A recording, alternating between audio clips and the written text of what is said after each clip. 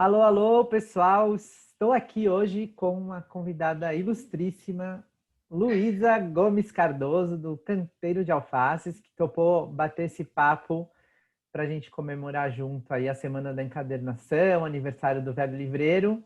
E eu quis trazer a Luísa porque a gente tem bagagens e muito a maneira como a gente começou muito diferente.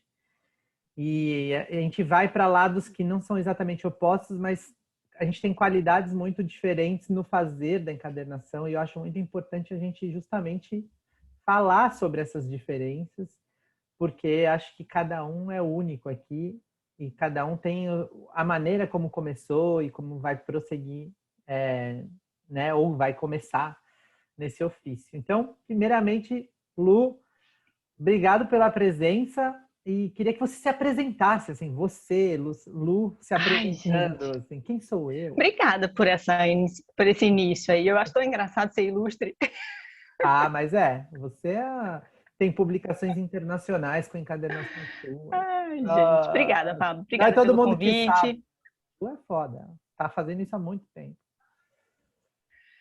Eu comecei um tempinho, né? A gente começa a caminhar um pouco antes, então a gente acumula mais horas de estrada e parece que a gente é alguma coisa assim, uau, mas a gente é só trabalhador igual.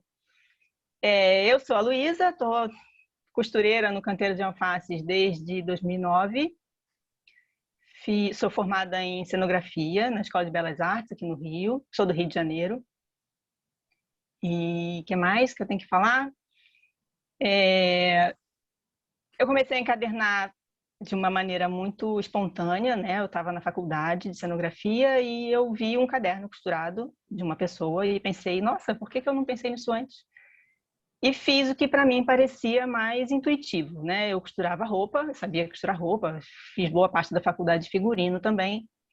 E achei que aquilo era uma coisa possível para eu fazer. Fiz o meu primeiro livro em 2004, Uau. de um jeito muito próprio, né? Muito particular. Eu levei 5 dias costurando o meu primeiro livro e todo torto, todo sem ferramenta, não tinha nada. Tinha papel comum, linha, agulha, estilete e régua, era o que eu tinha. Tinha E nenhum referência, né? conhecimento. Tinha, assim, de onde tirar informação nessa época, assim, o que que eu... Então, eu não sabia Foi nem meio que intuitivo. existia isso, esse negócio chamado encadernação. Tá. Né? Eu tinha muitos livros, eu fui uma criança cercada de muitos livros, cresci numa casa com muitos livros, mas nunca passou pela minha cabeça como aquilo era feito, né? Livro para mim era outra coisa, ele vinha da gráfica, vinha da editora, eu não fazia Uhum. ideia de como aquilo era feito, até que eu vi um menino na faculdade com um livro costurado, e eu falei, nossa, por que eu não fiz isso antes, né? Por que eu estou aqui sofrendo, procurando caderno com folha em branco, que só existia o caderno caríssimo importado, né? Uhum. Então, não fiquei com aquilo na cabeça. Falei, cara, eu preciso fazer. E aí eu fiz do meu jeito. Na época, até algumas pessoas falaram, vende, faz, eu levo para a livraria. Eu tinha um amigo que trabalhava numa livraria e falou, faz, eu levo para vender. E eu falei, não, cara, eu levei 5 dias costurando. Como é que eu vou vender um negócio desse? Né? Não fazia sentido. E aí eu falei, não é o momento. Continuei fazendo livro para mim. Enfim, durante 5 anos foi só isso. Eu fiz para mim, fiz para as pessoas mais próximas, desse jeito muito peculiar, né? Sem muita referência, assim, você não foi atrás de, deixa eu ver como que as pessoas fazem isso, ou ter alguma coisa mais acadêmica, ou alguma bibliografia. Não pensei nem que isso existia, sabe? Não tinha nenhuma pretensão com aquilo ali. Eu fazia meus livros, era só isso. Eu achava que eu ia fazer cenografia, eu ia fazer cenário, eu ia me formar e eu ia viver disso, né? Daquilo que eu estava estudando. Eu não pensava em fazer livro de Tá. maneira nenhuma.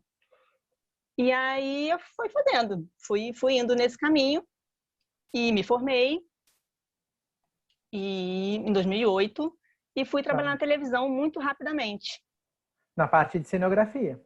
em cenografia, produção de Figurino, arte. direção de arte. Tá. E os E só que caderninhos na paralela.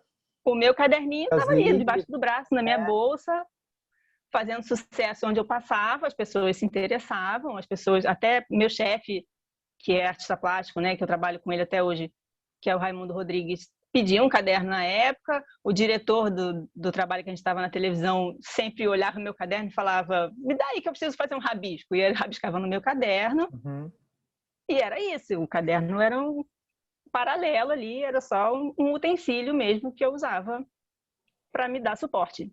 E por estar nesse meio, começou a surgir alguma demanda, assim, fazer livros cenográficos de época, coisas desse Naquele tipo? momento, não.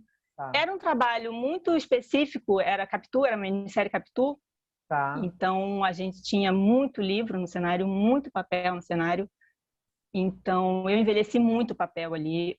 E só para você entender, assim, foi gravado num prédio histórico aqui no Rio, que foi completamente vestido de papel, colado de papel. Uau! Cortinas de jornal, tudo era papel naquele cenário. A gente fez um trem de papelão, então tudo era de papel. Então, a minha aproximação com o papel fortaleceu muito ali, principalmente de entender que o papel não era só aquele materialzinho que a gente usava ali para rabiscar. Uhum. Ele podia ser tudo. Sim. Estrutura, Eu tudo. não tinha mais limite para aquilo ali. Que legal. Então, eu terminei esse trabalho em 2008 e sobrou papel daquele trabalho, sobrou tinta. Eu tinha me formado, eu tinha resto de papelão, tinha um monte de sobra de material em casa e pensei, aí, vou fazer uns caderninhos para vender, para ver o que acontece. Eu queria ter um trabalho meu, né? Já que eu vou trabalhar, eu continuei trabalhando com o Raimundo, né? Uhum. Durante muito tempo. E eu falei, vou ter um trabalho meu, para eu poder fazer do meu jeito, Agora, sem deixa eu ninguém te se meter. perguntar. Ótimo. Até aí você fazia, pensava em criar costuras, estruturas, ou você fazia mais ou menos aquilo que estava mais confortável, ainda não tinha muito assim essa ideia de bolar costuras, porque eu sei que muita gente está chegando nesse mercado agora e está assistindo a gente a primeira vez, talvez hoje. A Luísa é conhecidíssima justamente por criar costuras diferentes, pensar, né, o pensar dos padrões de costura, enfim. Vocês vão ver, conhecer o trabalho dela, quem ainda não conhece, vocês vão ver isso claramente, assim, você bate o olho e fala, nossa, dá para essa é a marca registrada da Lu, né? Inclusive, educacionalmente, é isso que a Lu ensina também, né? Essas costuras diferentes, geralmente costuras aparentes, enfim. Até então, você já estava começando a desenvolver as costuras ou ainda não? Como é que era? O primeiro caderno que eu fiz dentro daquela lógica que para mim era natural. Eu sabia costurar tecido. Então, o que eu fiz? Eu peguei 2 cadernos, amarrei, teci, fiz outro, teci, e depois eu fui juntando cada tecidinho, porque aquilo era o que para mim fazia sentido. Uhum. Depois eu fui só melhorando aquela costura, que depois viria a ser a encadernação tecida, que foi quando eu comecei o canteiro. Tá, Eu não sabia que eu estava inventando alguma coisa, eu não sabia ainda que existia a encadernação, eu nunca tinha ouvido falar em cópita, tá. eu não fazia ideia que existia um mundo, uma técnica, uma história.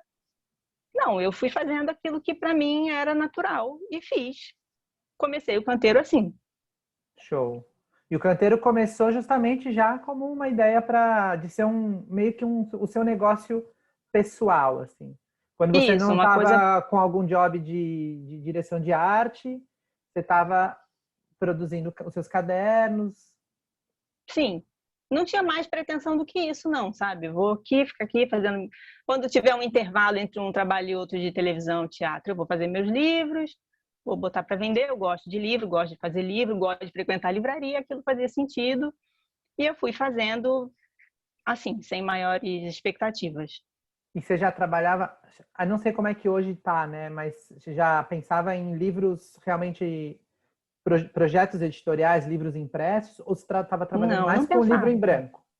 Eu não pensava. Eu fiz caderno em branco porque era o que eu usava e eu comecei a vender só o que fazia assim, que era usado ali por mim e pelas pessoas que estavam próximas, né? Tá, legal. Então não tinha mais do que isso. Aí quando eu comecei o canteiro, que eu comecei a botar as coisas na internet, assim, na época nem o Facebook era super pequenininho, eu só estava começando a colocar no Flickr. Aham. Eu comecei a colocar e as pessoas começaram a reagir com muita surpresa. Eu Que comecei a legal. ver grupos de encadernação e as pessoas falavam: como você fez isso? E eu pensava, ué, como assim eu fiz isso? Eu fiz, não é simples, não é óbvio, né? Não é qualquer um que faz. Eu tenho feito isso, né? Não estou entendendo o espanto. E ali eu fui entender que existia isso chamado a encadernação, né? Existia uma história, existia uma técnica, existia, né? Ela tinha um corpo, ela tinha um passado.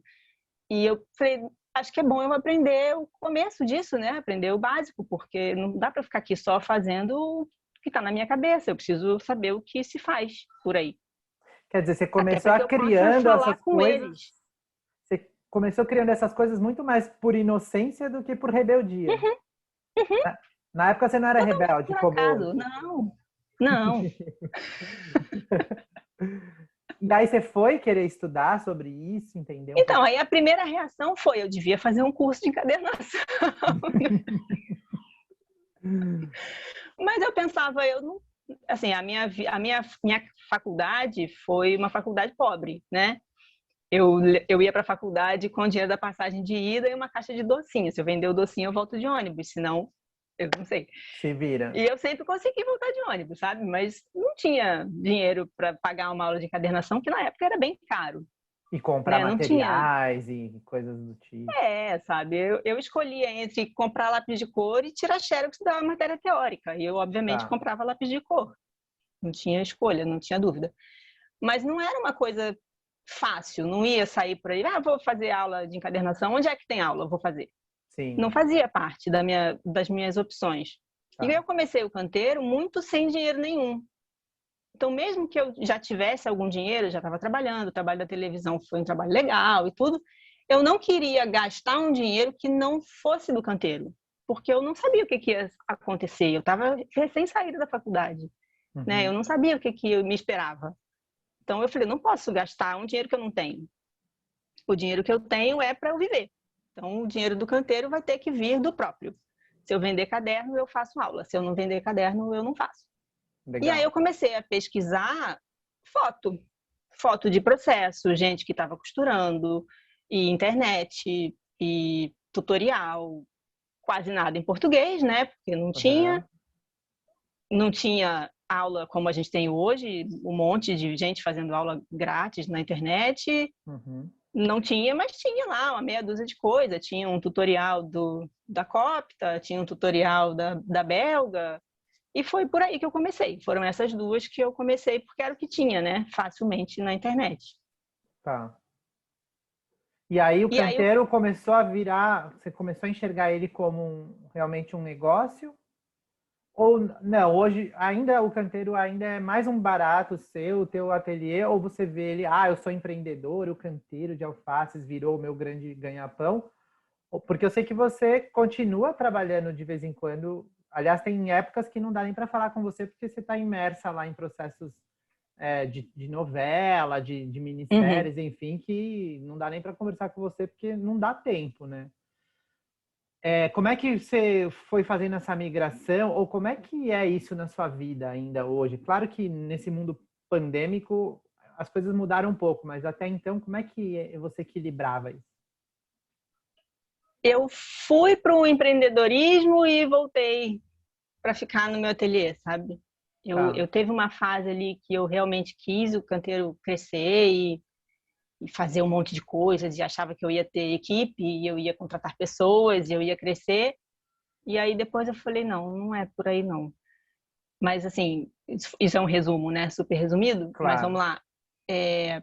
Eu comecei a fazer, levei para algumas lojas, alguns amigos abriram portas, que abriram outras portas, comecei a vender em algumas livrarias, o canteiro foi crescendo, e aí, enfim, com o tempo eu fui percebendo que fazer uma aula de encadernação talvez não fizesse tanto sentido, já que eu já tinha uma pesquisa, né? Eu sempre gostei muito de costurar, sempre gostei muito de trabalho, de linha e agulha, isso para mim também era muito natural, então aquilo foi entrando na encadernação, na minha encadernação, de uma maneira muito simples, e eu falei, não quero que alguém me diga que esse aqui é o jeito certo, então o resto está errado, né? Eu vou continuar no meu caminho aqui, sem aula, e estudando na medida do possível e pesquisando por conta própria. E aí, com isso, muita gente foi chegando. E aí o canteiro foi crescendo. Aí teve uma época que você foi convidada para dar um curso numa plataforma grande de ensino. Tava meio que um boom, né? Tava começando essa coisa de curso online, ainda nem existia muito isso como é hoje, Uhum. né? Existiam pouquíssimas plataformas de cursos online, pessoas ensinando. E você foi convidada para dar um curso numa plataforma. Isso ajudou a trazer mais visibilidade para o canteiro? Porque eu sei que também você teve alguns projetos seus publicados internacionalmente, em livros, enfim. Como que deu essa... Como é que girou essa coisa, assim, mais da mídia, de estar mais exposta? Foi tudo ao mesmo tempo, né? O livro foi publicado um pouquinho antes do curso online e o livro internacional, né? Assim, eu comecei a trazer muita costura nova, muita mistura de coisas, muito material em comum, porque para mim era natural. E isso foi trazendo muita gente. E eu comecei a perceber que muita gente que já encadernava começou a comprar meus livros. E eu falei, nossa, que estranho, essas pessoas não precisam comprar meu livro, elas sabem fazer, né? E aí veio junto esse curso online, que aí realmente abriu muita gente, trouxe muita gente, mas trouxe muita gente diferente, né? Trouxe muita gente que estava nesse momento justamente de deslumbrar com a encadernação, descobrir a encadernação, de se apaixonar naquele momento ali, que era diferente do meu público, que era um público que já encadernava e que estava interessado realmente no inusitado. E aí veio junto, né? Veio a sequência, a publicação, o curso, e aí eu fui no embalo. E aí foi justamente o momento que o canteiro estava crescendo e eu pensava que eu era empreendedora. E aí eu acho que eu cheguei no topo e falei assim, não, não é. Não é isso, não tô aqui para isso. Eu tô aqui cumprindo um monte de tabela, eu tô aqui fazendo um monte de encomenda e eu não consigo mais criar nada. E aí eu perdi o que me fez começar a fazer livro. Essa é a grande questão quando a gente começa a querer empreender, né? A gente percebe que se a gente quer começar a crescer, tem que olhar para outras coisas, né? E vender e pensar em produtividade, e a gente começa a perder essa conexão com a essência da coisa, né? Então, às vezes, É, para muitas pessoas tem esse desejo de transformar o hobby em negócio, mas também tem muitas pessoas que têm medo de transformar o hobby em negócio porque senão vai perder o hobby, vai perder aquilo que realmente alimenta a alma e, enfim. Eu sou muito do caminho do meio, mas eu costumo dizer para os meus alunos que se eu tivesse uma empresa grande, porque o Velho Livreiro também é pequeno, sou eu e a Lê, é que nem você, que está aí fazendo na lida, assim como a gente também. É, a diferença é que se eu fosse crescer e virar empreendedor e transformar o meu negócio num negócio grande, provavelmente eu não seria o CEO da minha empresa, né? Eu não seria o diretor da minha empresa, porque eu gosto de fazer. Você me dá botão para apertar, eu aperto. Você me dá caderno para costurar, eu costuro. Essa parte que eu gosto, mas de uma, né, que é monkey job, né? Uma coisa que você está fazendo, que você aprende a fazer, e você quer fazer e repetir, né? Então, eu acho que por esse lado a gente tem até coisas, perfis interessantes. Me fala uma coisa, aí chegou um momento que você bolou um produto que é muito legal, que são os seus e-books, o seu material didático, né? Onde você ensina as suas costuras. E mais do que isso, quem resolve comprar esse manual, vamos chamar assim, técnico de como fazer uma determinada costura, quem comprasse impresso fisicamente recebia ele costurado com a costura que ela ia aprender. Que isso é muito legal, né? Como é que surgiu esse produto? Porque eu sei que ele surgiu com um produto e depois você falou, vou fazer uma coleçãozinha. Isso foi ganhando uma, né? Porque por mais que não tenha, não sei como é que tá? Tô falando assim, por mais que não, um produto físico é mais difícil de escalar, né? De fazer bombar. Por mais que não bombe, que não escale, a ideia é muito boa, né? Então, queria saber como que tá esse teu processo, se vem costuras novas por aí, porque eu vi que você lançou, e geralmente teu livro tá lá na Amazon, tá sempre ali nos top 10, né? Vai bem, assim, né? As pessoas se interessam pelo seu produto, gostam do seu trabalho, né? Você tem como é que fala? Uma sanga, meio que que já é cativa, assim, que já conhece o trabalho, que gosta, e que quando você tem alguma coisa nova, as pessoas falam, pô, a Luísa tá com um produto novo, deixa eu olhar. Como é que tá isso, assim, essa produção mais criativa mesmo? Você falou, às vezes eu ficava pegando encomenda, estava em ministério e não conseguia criar, que é o que eu mais gosto. Como é que tá isso agora? Principalmente pandemia, que você está mais em casa também, enfim. O manual começou justamente porque muita gente que comprava o meu livro, eu percebia que não estava interessada em usar, né, meus cadernos, não estava interessada em usar meus cadernos. Elas queriam ver com a mão o que era aquilo, como é que aquilo era feito. E eu percebia um público muito grande, assim, mais da metade do acesso que eu tinha no meu site vinha de fora do Brasil. E era muita gente, e eu pensava, essas pessoas não estão consumindo, elas estão me copiando, elas estão pegando a minha referência e levando, e eu não estou ganhando nada em troca. Né? Nem uma referência, nem uma citação depois. Então, eu comecei a pensar que eu tinha que ter um e-book, uma maneira de chegar nessas pessoas, já que o público brasileiro tinha o curso online que tinha acabado de acontecer. Né? Foi, acho que no ano seguinte, que eu comecei a pensar nos manuais. Então, tinha que ser uma coisa totalmente em imagem, porque eu não queria fazer um livro em inglês ou em nenhum outro idioma. Então, o manual é todo de foto, cada passo, rigorosamente, cada movimentação está fotografado. E aí eu comecei a fazer e botei na Amazon. É a melhor plataforma que eu tenho para chegar no mundo todo. Não vou ganhar uma fortuna, vou alimentar uma empresa que eu nem concordo com totalmente, mas é a melhor alternativa, né? A pessoa que está no Japão não vai entrar no meu site para comprar, porque é uma resistência muito grande, assim, é muita barreira para ela tomar essa coragem. Então, na Amazon, ela consegue e faz isso por lá. E aí eu comecei a fazer, mas eu sempre quis que o livro fosse costurado, né? Não faz sentido para mim pensar num produto, qualquer que seja, que não materialize num livro. Então, o curso online, por exemplo, ele não me satisfazia na medida em que aquilo não virava um livro. Eu não me senti... assim, eu não faço vídeo. Meu trabalho não é fazer vídeo.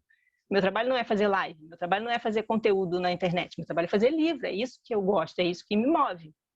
Então, todo produto precisa materializar num livro. Eu sou a louca que conversa com qualquer pessoa próxima e fala assim, vamos fazer um livro? Qualquer coisa que a pessoa fala, eu falo, vamos fazer um livro? Então, tinha que ser. E eu falei, bom, então eu preciso pegar esses manuais e encadernar, né? Da maneira que for viável financeiramente, porque imprimir tudo em fotografia é mais caro, tem que ser um produto que caiba para as pessoas terem coragem de pagar, né? Mas era um projeto estranho, era um projeto novo. Ninguém dava aula assim, né? Ninguém dá aula assim. Imagina um livro todo de foto. E as pessoas não têm nada escrito, não têm informação, né? É muito único mesmo. Mas, por outro lado, é isso, né? É uma cabeça de cenógrafo. Como é que eu resolvo um problema de uma barreira da língua?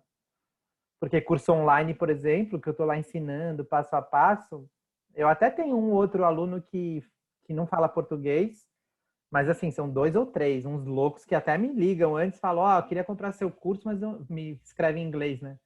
Mas eu não falo português. Você acha que eu vou dar conta? Eu falo, não sei. Acho que não, mas faz o seguinte, compra. Se não der conta, você me fala que eu te reembolso. Tudo bem, né? Agora, realmente não é um produto pensado para isso. Você pensou um produto realmente democrático, universal, sem muitas barreiras. E é isso. A Amazon não é a empresa que a gente acredita, mas é um ponto de distribuição que realmente pode fazer o seu projeto chegar lá, né? Você tem muitos alunos de fora, alunos consumidores assim dos teus manuais, assim, a maioria de fora ou não? Não, a maioria é Brasil. Ah, mas tem muita gente. Eu não consigo ver, na Amazon, eu não consigo ver quem compra, né? Eu sei quantos livros foram vendidos, mas eu não tenho exatamente a informação de quem são. Vejo em quais lojas. Eu sei que eu vendi mais de 5.000 e-books em todas as lojas Amazon do mundo. Não dá Não para tem saber nenhuma assim loja da que não tem. Amazon.com.br. Eu consigo saber, mas, por exemplo, se você se não tem uma Amazon no seu país, você vai para .com. Tá. Então, eu sei de gente, por exemplo, no Peru, que já me mandou mensagem falando comprei, mas comprou pela .com. Então, tá tudo concentrado ali, né? Mas assim, o Você falou resto, 5 mil e-books você já vendeu? 5.000. Não, como é que você não é uma celebridade? Pô, quem é que vende hoje nesse mundo 5 mil livros? Quem é que vende? Me fala, quem vende 5 mil livros? Não Ah, existe. deve ter, vai. Não tem.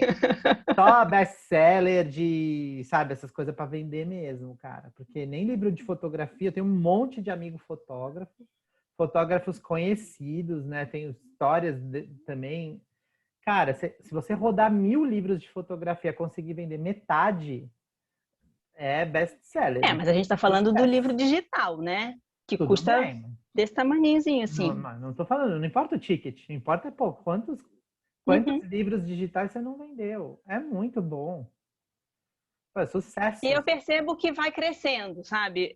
É como se, assim, por exemplo, vende um nos Estados Unidos, vende um no Canadá. E aí essa pessoa, acho que mostra para as outras pessoas, para os amigos. E as pessoas começam a ver, e aí você começa a ver um aumento ali. As pessoas vão ganhando confiança. Então, é muito comum, já estamos aí em 19 livros, né? 19 modelos diferentes.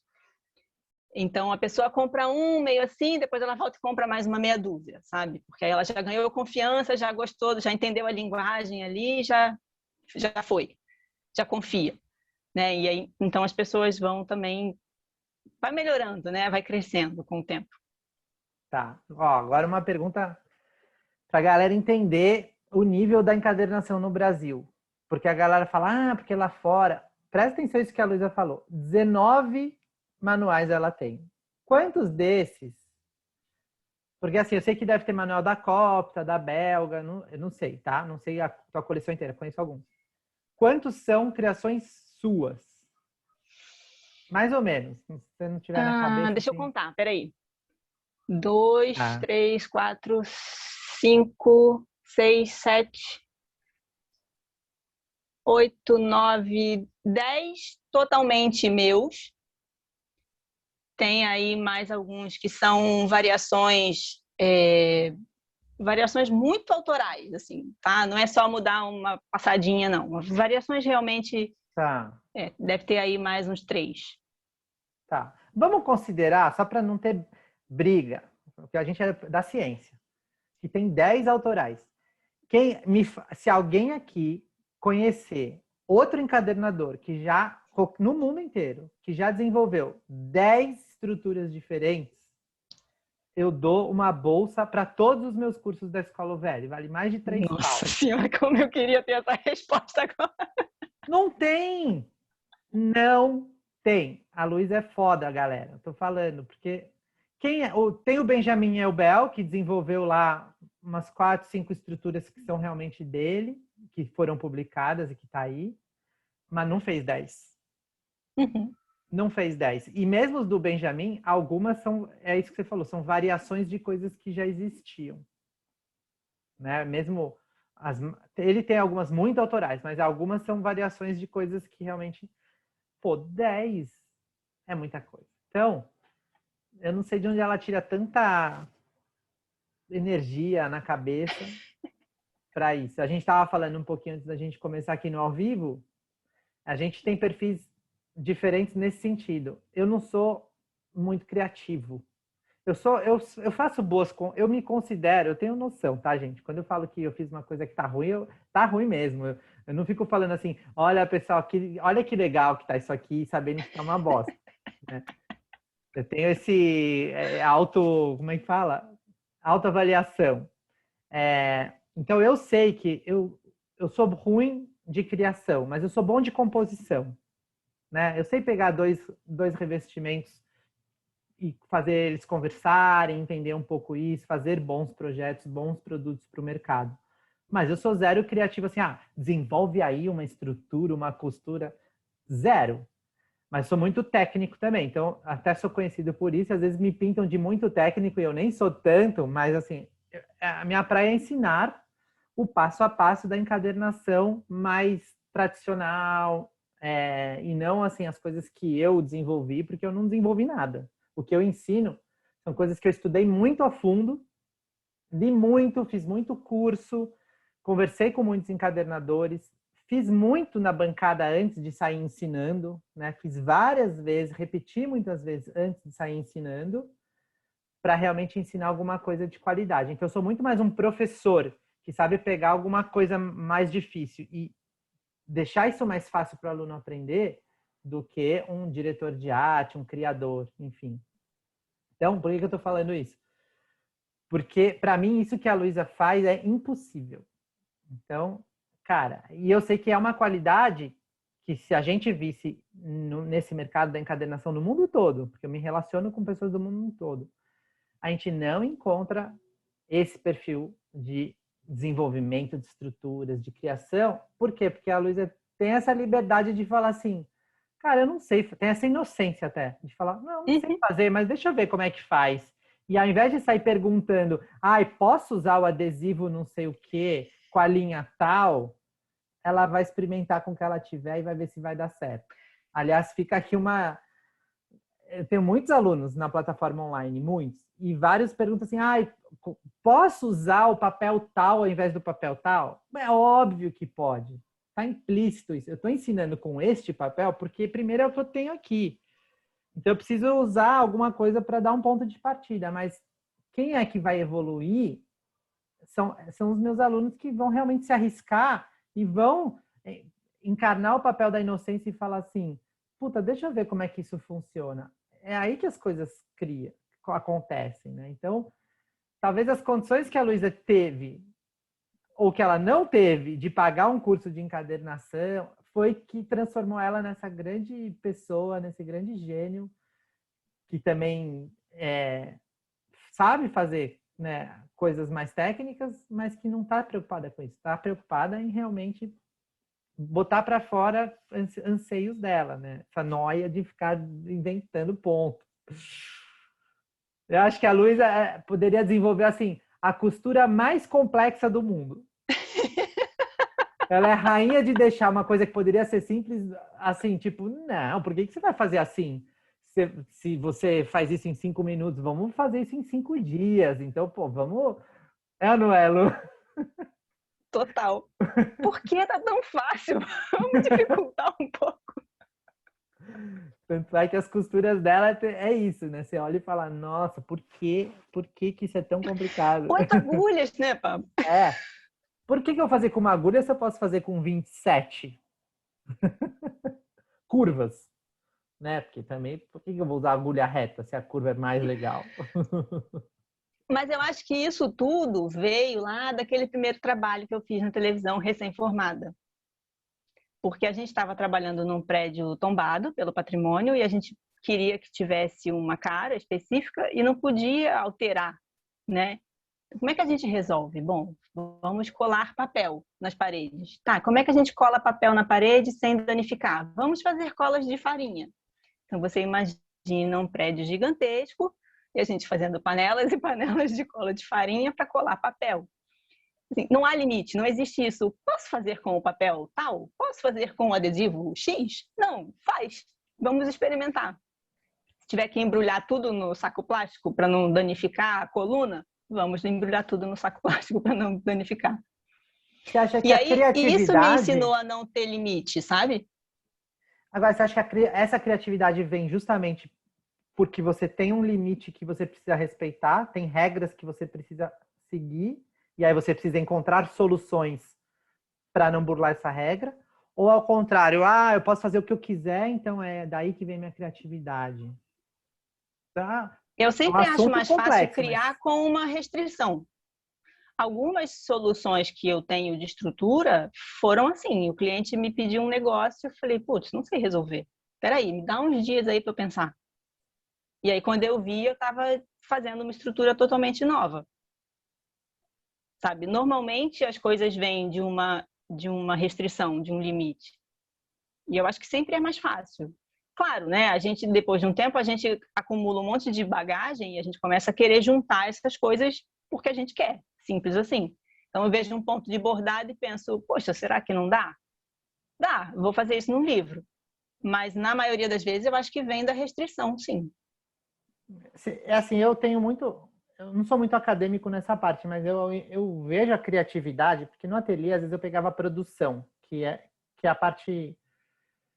É um pouco chato você fazer 20 vezes a mesma coisa, 30 vezes a mesma coisa, 50 vezes, né? chega no 10º, você fala, ai, por que eu peguei esse trabalho de fazer 50 iguais, né? Eu não tenho esse perfil. Tem gente que gosta disso. Então, qual era meu... E eu sou casado com uma engenheira de produção. Então, qual que era o nosso barato no ateliê? Como é que a gente transformava aquilo que tinha que fazer 50 vezes num processo mais otimizado, mecanizado, ou otimizado porque, se você virar isso com a mão direita e não com a esquerda, vai mais rápido. Sabe essas bobagens? Então, a criatividade, para mim, vem muito, porque também descobrir processos novos é um pouco achar soluções para problemas. E, para mim, criatividade, você pode falar mais sobre isso, porque você vem dessa formação acadêmica até, é resolução de problemas, né? Você descobrir ideias novas para resolver problemas novos ou problemas velhos, mas você descobrir soluções novas para aquilo, né? Soluções que as respostas que já existem não dão conta. É por aí ou não? Não estou viajando. Acho que sim. Eu me perdi um pouco, mas eu acho que sim. Você falou de produção. Eu já funciono totalmente o oposto, sabe? Eu não suporto fazer nada vezes 10, vezes 20. Então, se eu pego uma encomenda grande, por exemplo, eu só pego encomenda até 50 livros. Se eu pegar 50 livros, eu faço 5, finalizo os 5, escondo. Faço 5, finalizo os 5, escondo. Porque eu não consigo fazer 50 capas. A primeira vez que eu fiz 100 livros de uma vez só, eu falei, nunca mais eu vou fazer isso na minha vida. Nem pensar que eu vou fazer isso de novo. E aí eu passei a dividir. É totalmente contraproducente, mas é o único jeito, senão eu não consigo entregar. Tá. Mas sobre a criatividade, o que para você é criatividade? De onde vem, já diria Pedro Luiz, a inspiração vem de onde? Eu acho que vem de tudo, Eu acho que a gente passa o tempo inteiro acumulando pedacinhos de ideia, pedacinho de solução. Pensa assim, vou guardar isso aqui. Isso aqui é legal, vou guardar essa informação. Aquele negócio ali que não tem nada a ver com a história, mas é bonito, vou guardar aquilo ali. E vai guardando. E aí um dia você tem um problema. Aí você fala assim, eu tenho esse problema, mas eu acho que eu posso resolver com aquela ferramentinha aqui que eu guardei, com esse pensamento aqui, com essa imagem aqui, e como é que eu junto tudo, né? Com quais referências você junta tudo para resolver o problema? E eu acho que sim, a gente tem que resolver o problema. E eu acho que ser artista é isso, é resolver problema. É que o artista, eu acho que ele cria o problema, para ele resolver o problema. Tá. Você se considera uma artista? Não muito. Na Por quê? verdade, normalmente não, porque justamente eu nunca achei que eu criava o problema. Tá. Apesar de você falar tanto da criatividade, do meu trabalho estar tão ligado a isso, eu sempre achei que eu era melhor, e eu sempre falo isso, eu acho que eu sou melhor resolvendo o problema do que criando o problema. E eu acho que o artista é o cara que cria o problema, para ele mesmo resolver.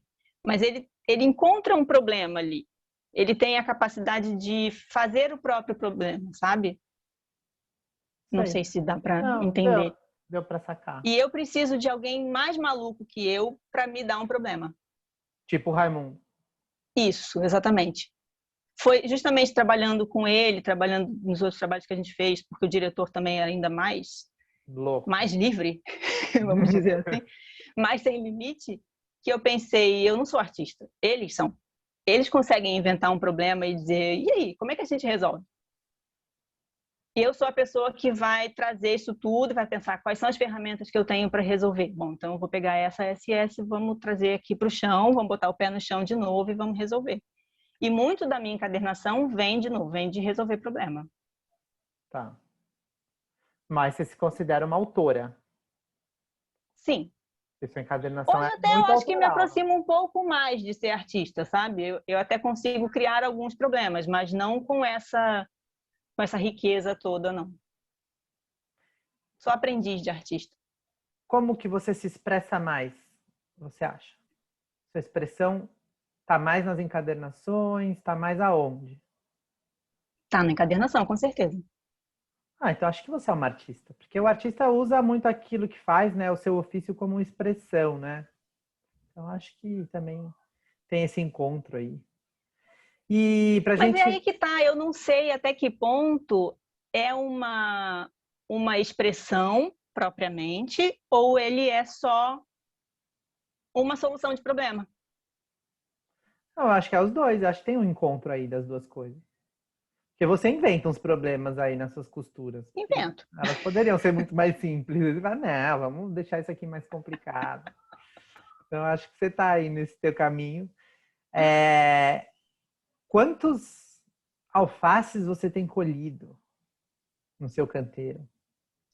Toda vida?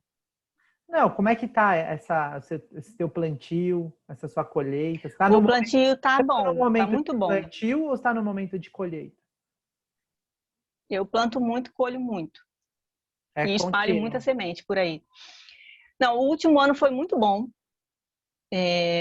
Eu, com essa história toda, eu tenho dois públicos muito diferentes e muito específicos, né? Eu tenho um público que vai consumir manual e é um público que também encaderna, que também pesquisa, que está em níveis diferentes, né? Em momentos diferentes na encadernação, mas que tem esse interesse e que consome num determinado período do ano.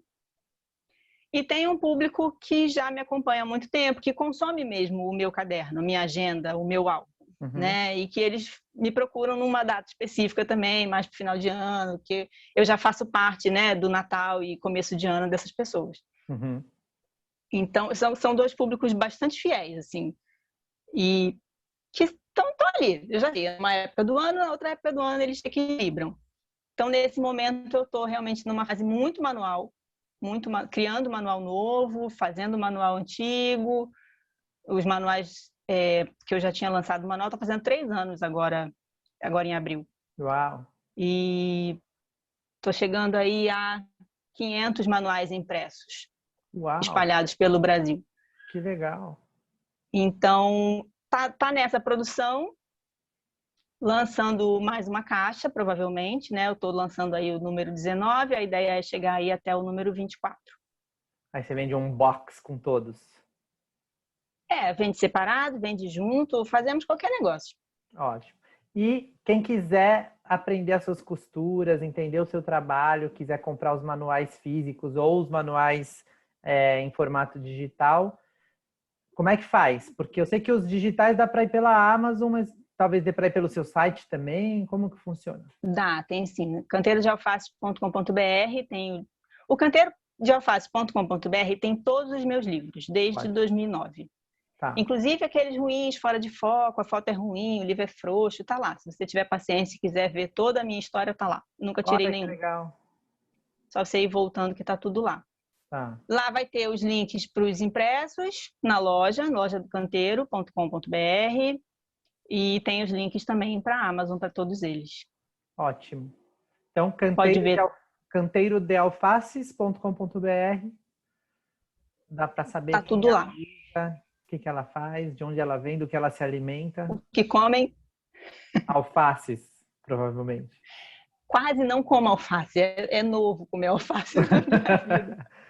Para a gente terminar, de onde vem esse nome, Canteiro de Alfaces? Você já deve ter falado isso para umas 200 mil pessoas, mas vamos falar para mais Em algum 200 mil. momento entre 2004, né, que foi o primeiro livro que eu fiz lá, todo do meu jeito, e 2009, que eu resolvi que eu ia começar um negócio, eu li um texto do Gregório de Matos, poeta, que se chama A um livreiro que havia comido um canteiro de alfaces com vinagre.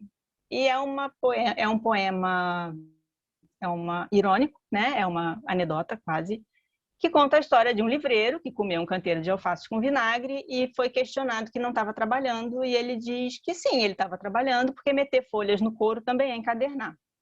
E eu pensei, tá aí, eu não sei encadernar, eu sei colocar as folhas numa capa. Eu não sei o que é isso de encadernação. Então, se um dia eu fizer livro, vai se chamar Canteiro de Alface. De novo, aquela história de pegar um monte de coisinha e deixar guardada, sabe? Se não, deixa aqui um nome que, se um dia eu quiser, o nome vai ser esse. E aí, quando eu comecei em 2009, eu falei, acho que está na hora do canteiro aparecer. Legal, muito bom. Bom, gente, foi um prazer falar com você, Lu. Como sempre, a gente se fala pouco, mas quando a gente se fala é muito bom. Eu tenho visto Eu conheci a Luísa quando eu também fui fazer um curso lá numa plataforma. Meu primeiro curso online também. A gente estava mais ou menos na mesma época ali, nesse boom aí, 2014, 2015, né? Tava uma febre, assim. Muito dessa encadernação de artesanato, um pouco diferente do que a gente pensa, né? E do que a gente faz, independente de cada um na sua área, assim. Então, e quando eu conheci a Luísa, ela era mais braba, assim. Ela tá mais mansa, eu acho. Acho que os livros estão fazendo bem para ela. É muito alface, né? Alface acalma. Dá uma acalmada. Mas a Lu é uma pessoa muito, como que eu posso dizer assim, publicamente? Muito afiada. Eu diria que a Lu é muito afiada.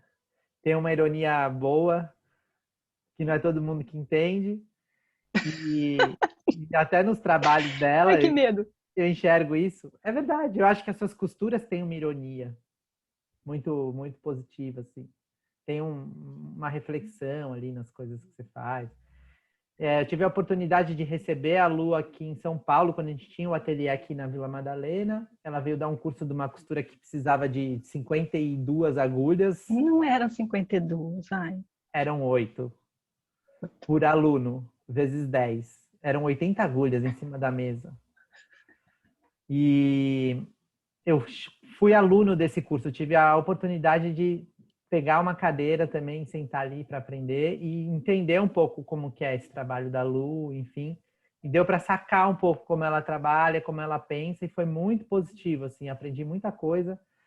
Quando ela mandou a lista de material, o que que precisava, eu já falei, puta merda, isso aqui não vai dar certo, né? Onde eu me meti?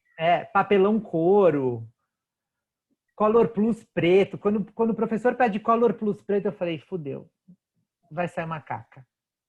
Aí a gente se virou, né? Foi legal, porque a gente aprendeu muitas técnicas novas, eu aprendi a trabalhar com outros tipos de papelão, que a Lu tá mais acostumada e a gente não tá tanto aqui em São Paulo, pelo menos eu não tô acostumado.